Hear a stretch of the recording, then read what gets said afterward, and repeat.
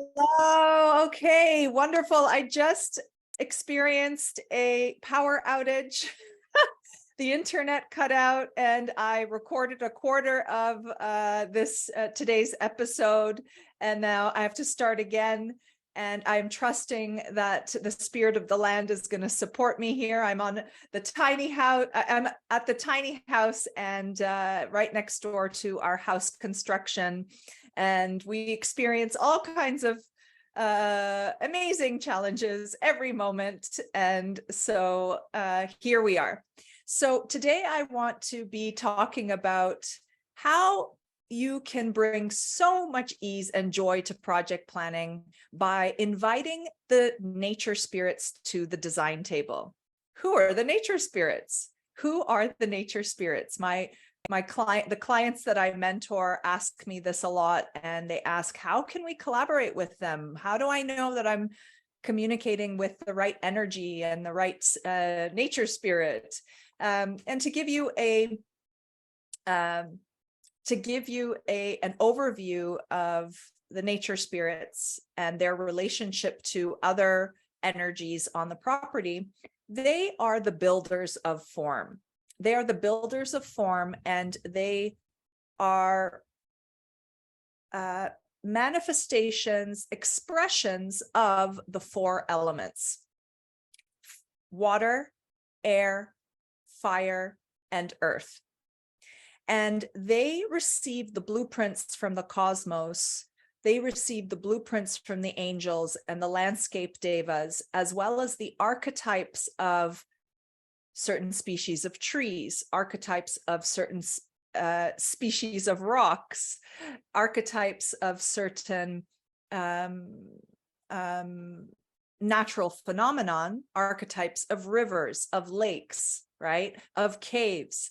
And they are the ones who are joyfully, delightfully building form on our earth. And so we as humans have the power to collaborate with energetic phenomenon on our property.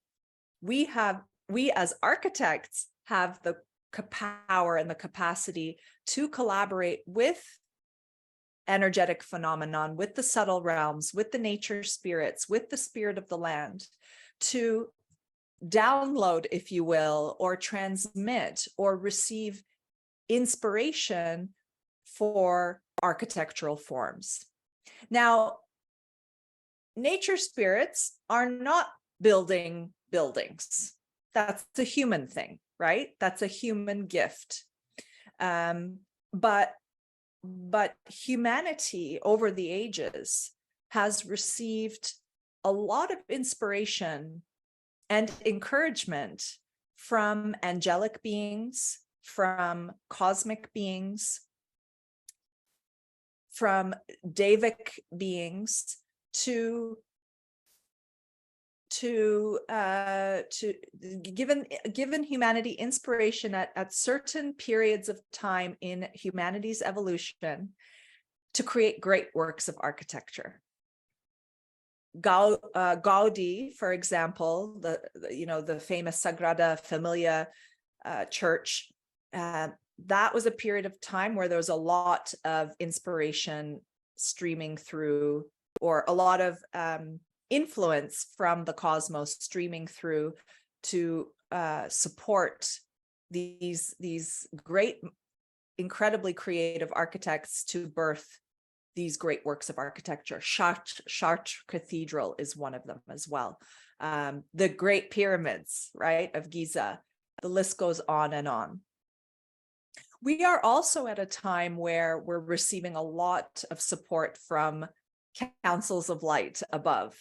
And we have the power to tap into those councils, tap into the cosmic blueprints that are the cosmic ideas and the new impulses from the cosmos to bring down designs for humanity, to bring down designs that will nourish your clients' souls, nourish this earth, and emanate light and help to raise the frequency of this earth to a vibration that supports everyone's highest unfolding, everyone's highest healing.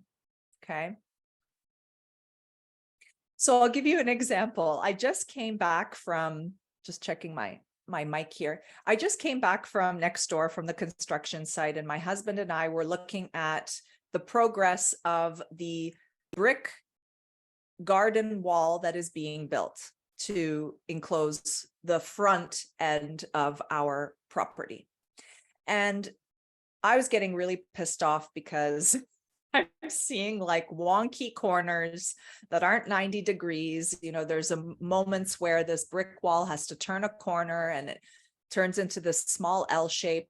And, you know, the property isn't, of course, totally parallel, right? The property line isn't. So the builders, you can see, are trying to keep it parallel, one wall parallel with another, but then it ends up being really wonky with another wall. So I was getting annoyed, and I'm like, I'm having my perfectionist, egotistical architect moment.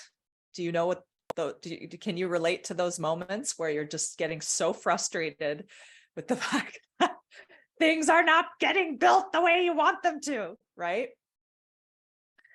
So Carlos Scarpa, who's an architect that I love and really appreciate because of his high level, high caliber craft skills. He's an Italian architect that I really, really love, and was fortunate enough to spend time in Rome during my education, or in Italy, and saw his works. But a friend of mine, another architect friend of mine, told me a story, and I'm not sure if this is true or not, but Carlos Scarpa, when he got frustrated and angry at his workers for not doing the most perfect, precise job, is he would get really angry and start yelling, you know, like the typical like egotistical architect. And he told me that once he actually threw a hammer at one of his workers. Now, I don't know if this is true or not, but it's just to paint you a picture, and again, of, you know, like these really egotistical architects. So I had a moment there. He does reside within me. I'll just be totally honest with you. He does reside within me. I start yelling, I'm getting upset, I get frustrated that it's not, you know, getting built the way that I want it to get built. I'm upset that we don't have access to high quality materials anymore. I'm upset that we don't have access to high quality craftsmen anymore. But I mean, bless their souls, I love my builders still. You know, they're just like, you want us to do another curve, Aisha? Okay. Like, these curves are going to kill us. Meanwhile, I'm working with a very rigid, fairly box-like house structure, but I'm trying to bring feminine flow. And so I'm taking every opportunity that I can to kind of bend a corner, smooth it out, you know, bring some flow. And they're like, of course you want to make the entrance stair curving. Like, of course I do. Look at this building. It's so it's so rigid, right? It's so hard masculine. Okay. So this was me just like an hour and a half, 2 hours ago. And I listened to my intuition in the moment.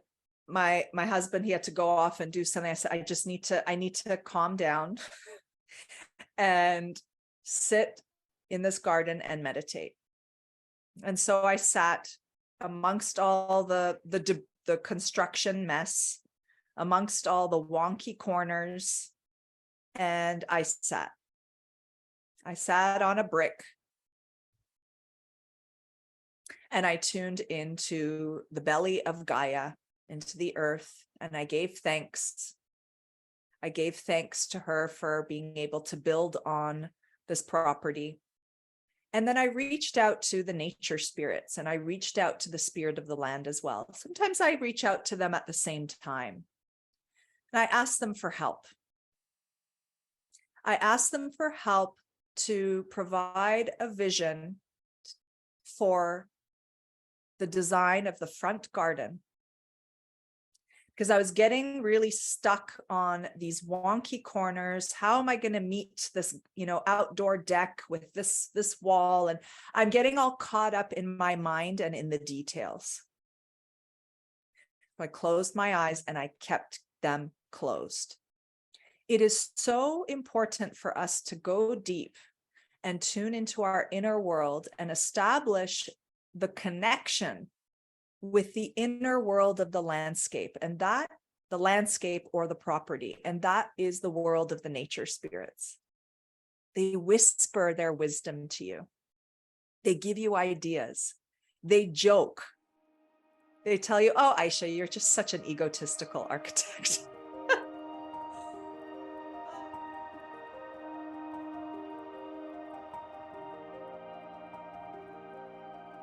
All right, beauties, maybe the nature spirits are playing some tricks on me, but again, there's a storm outside and there's some strange stuff happening with tech.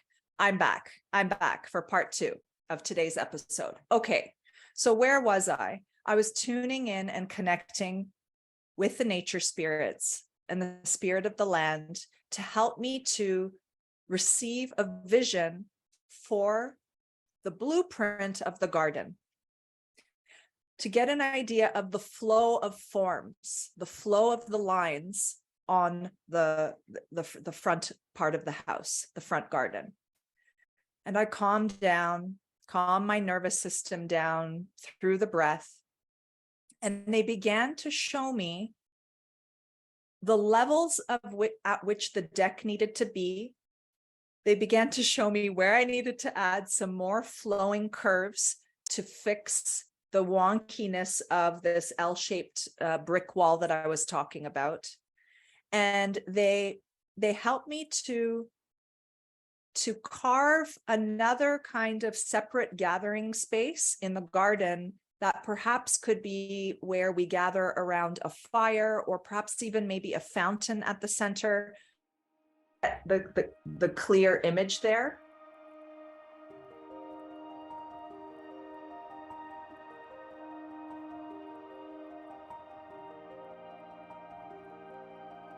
All right, beauties. Third one is a charm. There's something up with some tech today. All right. So I tapped in, connected with the spirit of the land and the nature spirits, and they provided me the flow forms, the flow lines, the forces that are required, the forms and the forces that are required to create a garden that is harmonious in the front part of our house. Okay. And I expressed my gratitude to them, and all flowed in a matter of, I would say, under 10 minutes. I received the whole vision for the garden. And if you think about it, in conventional consulting, we don't take the time enough to go outside and connect with nature. We don't take the time to go outside and breathe and connect to our bodies, connect to our intuition. And the outcome of this is a huge, big, fat waste of time. Huge, big, fat waste of money. Huge, big, fat waste of rolls of paper, drawing paper, right? Computer, huge, big, fat waste of time in front of the computer, right? Because most of us are drafting on the computer now. Why? Because you'd be trying to figure out the design of that front garden and the relationship of the higher terrace with the lower terrace, and figuring out how to fix these wonky walls in with your mind. And you would then end up only with your mind. And then you would end up doing option after option after option. And perhaps you may get to a point where it's working on the 10th option. Now, of course, if you're a talented architect, it may just come fluidly for you. And that's what I call being gifted with talent and inspiration, also from the higher realms, right? Even if you don't realize it, right? But more and more we need to be creating that communion with the nature beings, with the nature spirits, because they are here to support us in the act of creation, in the act of building form. And I'm so grateful for them. And I relaxed after connecting with them. And I saw how, how becoming really frustrated and angry and panicking about, how are these materials going to come together? How are these walls going to work? How are we going to make these 90 degrees again? Or how are we going to bring some life? Like worry. And they helped me to come to a place of centering, of grounding, and opened up the doorway into the one optimal solution. The one optimal solution that's going to work for the fruitful function of that garden. I hope this is making sense to you.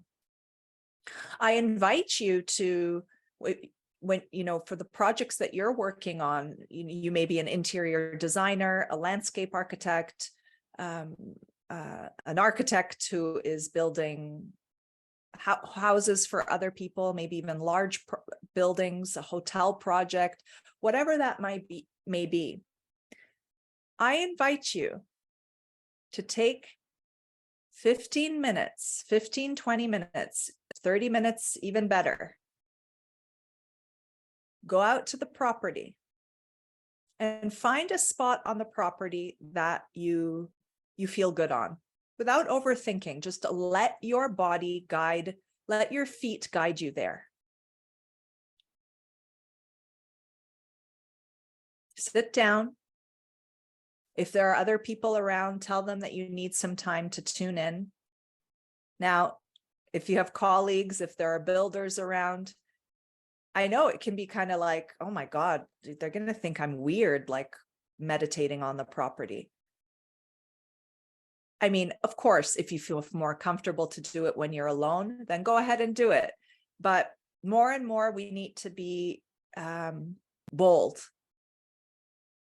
with our spiritual gifts, bold with our capacity to listen with our feminine wisdom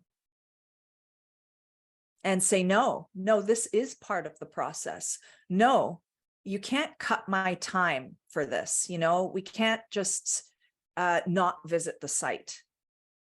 And you can't just expect me to design a project without visiting the site. And that's like the bare minimum. There's some of my clients have shared stories where they're like, they don't even have the time allocated in the firm to go visit the actual site, and they need to design the project on the computer. And I don't care how evolved or high tech your computer software is, if you can kind of get all the GPS information, and then you can get this whole 3D simulated view of the property, and then you're like, oh, you can actually see the property through the digital lens. I don't give a shit. I don't care. If you are close, if you are able to drive there, go to the actual property. You will not receive the energetic signs, information, qualities, nor the inspiration that you need without being there physically in person. Now, there's a side note to this. I work telepathically as well. And so, I'm supporting property owners who are not currently in the same country that I'm living in right now. And so it's not that convenient for us to be flying everywhere, right? Although sometimes I do take flights to the site. So I work with them telepathically. But that is the key. It's the working telepathically means that you are actually journeying to the inner realms of the landscape. That's what I just talked to you about. I went to the site, I was there, I was in the garden, but I closed my eyes to enter into the inner realms of the landscape, to the inner realm of the property, to receive the blueprint, to receive the information. We do way too much looking. We do way too much photo taking at the beginning of a project, or if you are visiting the site. I recommend that you don't even take any photographs in the first stages of the design process. I don't take photographs anymore. I go into the inner realm of the landscape by doing deep meditation, asking support from Gaia, from the nature spirits, from the spirit of the land,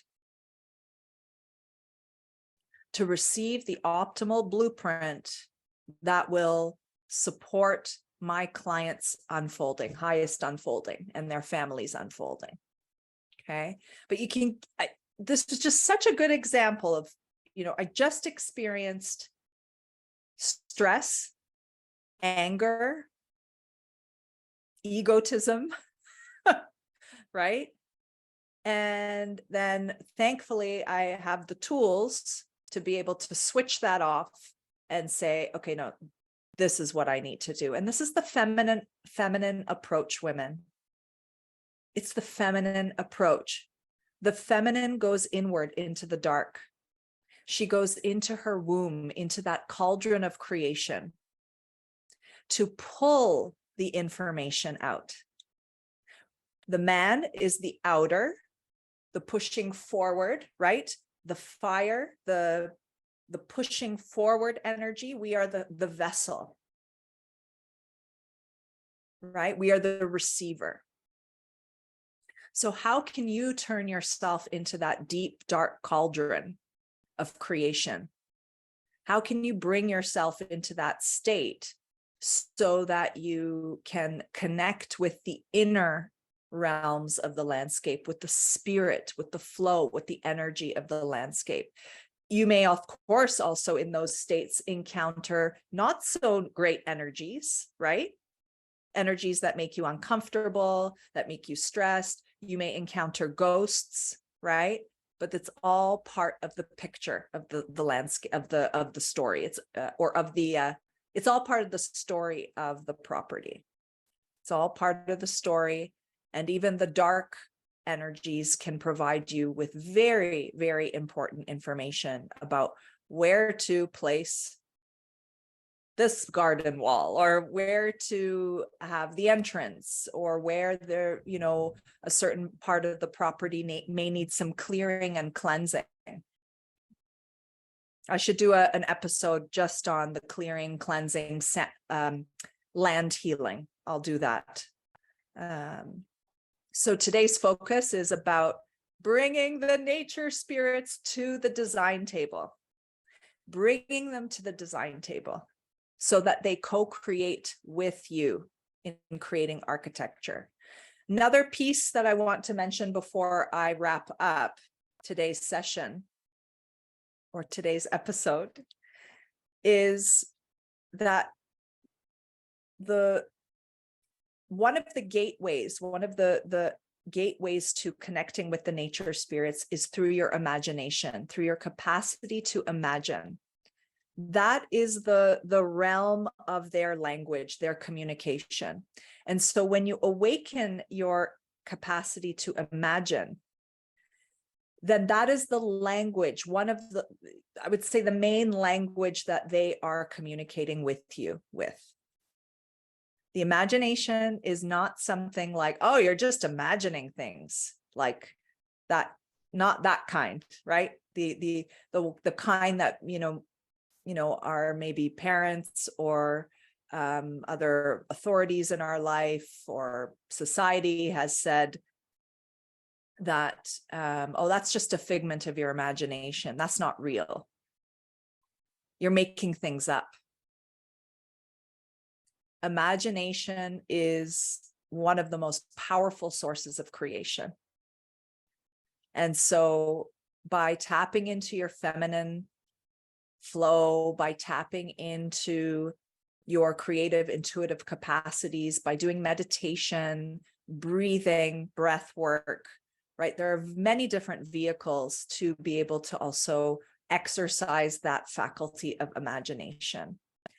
You'll feel emotion, feelings as well. They communicate through feelings, images, and everyone will receive different images.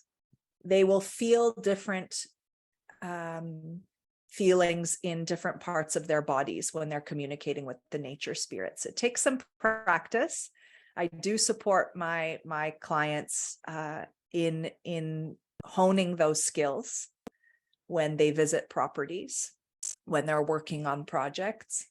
And then you start to really hone them to a degree where you can actually then start to communicate with them from a distance and tune into them telepathically. So, nature spirits at the design table, we must bring them back. We must bring them back to the design table. We must bring spirit back to the design table, the devas, the angels, and take them 100% seriously as collaborators in building architecture.